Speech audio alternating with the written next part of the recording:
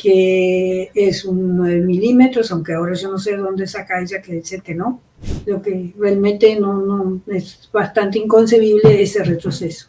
Sobre la mesa la historia que siempre quisieron desde el principio.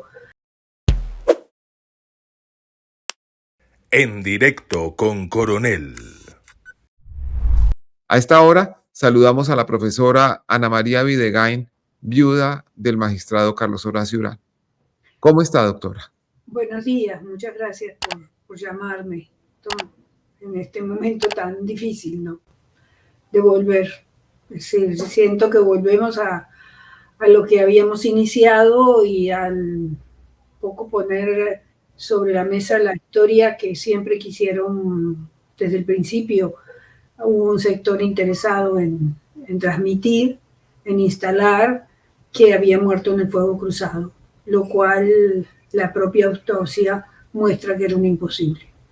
Además, después los videos, obviamente pueden no tener una claridad que podemos tener hoy, pero uno no solamente lo reconoce por la cara, o sea, uno a su esposo lo reconoce por el movimiento del cuerpo, lo reconoce por la misma forma de salir, no sé, hay muchas cosas que lo ayudan a uno, lo conoce por su cabello, lo conoce por su pelo, por su, no sé, por las formas de su rostro. Entonces, no, es decir, yo de eso no tengo dudas, pero además de no tener dudas, yo tuve la precaución antes de ir a la justicia de cotejarlo con muchos amigos cercanos que lo conocían muy bien y pudieron decir que, y no tenían dudas, ni otros familiares tampoco, como su sobrino, que ya era un adulto, muchas personas que lo reconocieron, o sea que no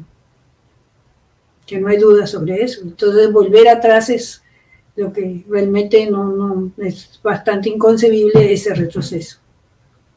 Doctora Ana María, el cuerpo de su esposo ha sido exhumado 2 veces y se han efectuado estudios forenses sobre sus restos.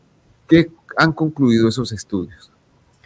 Pues en ambos casos, pues primera cosa, lo que se dijo desde el principio, que es que muere por un proyectil disparado a muy corta distancia, que es un 9 milímetros, aunque ahora yo no sé dónde saca ella que dice que no. Era la información que yo tenía. Otra de las cosas era las lastimaduras, otras heridas que tenía, y que incluso a pesar de tantos años, todavía se podía sacar mucha información en esas exhumaciones que se hicieron, esos estudios que se hicieron posterior a la exhumación. ¿Por qué es importante el calibre del arma que le causó la muerte? Porque, y eso fue para mí como te dijera, como una verdad terrible cuando me la dijeron. Es decir, a mí cuando volvió a abrirse el caso con los estudios de la doctora, y me llama la doctora Buitrago, yo junté lo poco que tenía y otras cosas que rápidamente, es decir, que encontré, y una de ellas era la autopsia, que yo no me sentía con la capacidad para leerla. O sea, obviamente yo la podía leer, pero sabía que había formas de poder interpretarla mejor con un especialista. Entonces me fui a la Universidad Nacional, donde yo había trabajado muchos años, y busqué al profesor antropólogo forense, el profesor de la materia, lo miramos en conjunto y me dijo: Ana María, las balas 9 milímetros no son armas, no son las armas ni que tenía el M-19 ni que tenían los soldados. Esta es una arma de un oficial disparada a corta distancia. Una pistola aparentemente de un oficial. Sí. Ante esta decisión de la Fiscalía, ¿usted qué piensa hacer, doctora Ana María?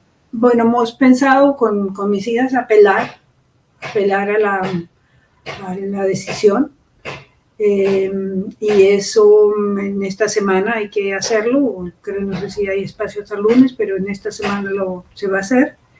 Y y después esperar la decisión del vicefiscal, que tendrá que revisar el caso.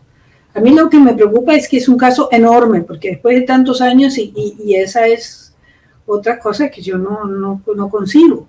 Es decir, no solamente tenemos una guerra eterna que no termina, porque bueno, yo soy uruguaya, viví todo el drama del Cono Sur, pero fueron guerras que empezaron y terminaron, tienen fechas. Colombia parece que no, que esto es eterno, que no acaba, cuando no, una disidencia sale otra disidencia, hay otra disidencia, hay otra cosa, y la guerra sigue. Pero lo que es peor es que la justicia tampoco acaba los procesos. ¿Cómo va a ser que tenemos 37 años y tengan la desfachatez todavía de empezar a volver a foja cero, como que no se hubiera habido ninguna investigación? Entonces, ese es el tema que me parece que es grave, y al que la reflexión que yo voy de mañana, sí, a mí me parece que hay que hacer un esfuerzo y tomar conciencia a nivel nacional de la importancia que tiene la justicia. Sin justicia no puede funcionar nada.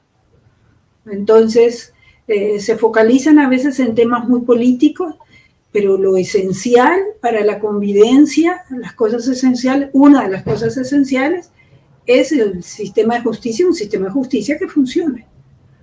No puede haber convivencia.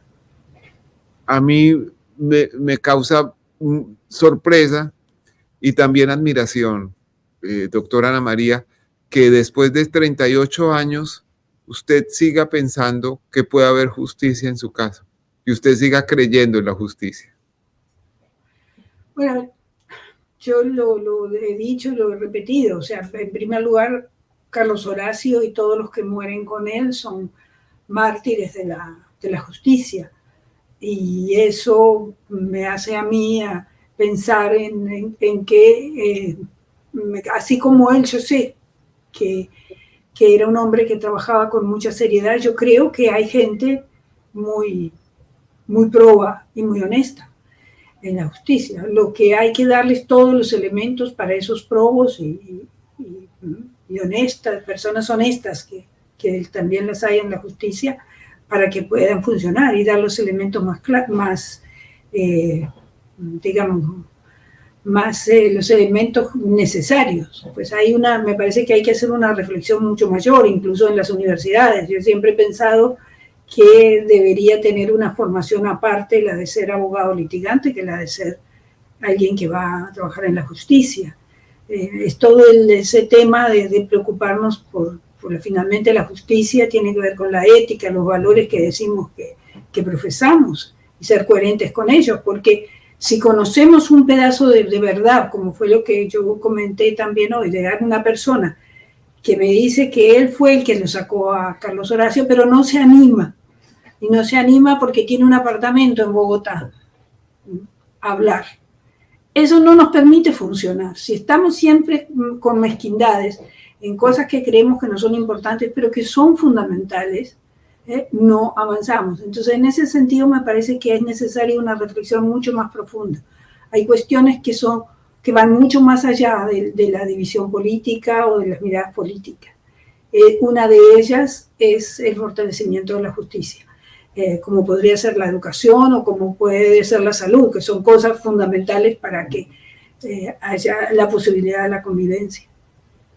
Entonces yo creo que el granito de arena que todos debemos aportar, y por eso creo profundamente en que la justicia, es decir, tal vez es una creencia, deseo, si tú quieres, y creo que es un deseo de que eso sea así, pero es lo que me da la fuerza para seguir diciendo que sin verdad, sin justicia, no podemos construir la paz, ni podemos construir un país, ni una sociedad donde se pueda vivir mínimamente con seguridad. Sin justicia no habrá paz.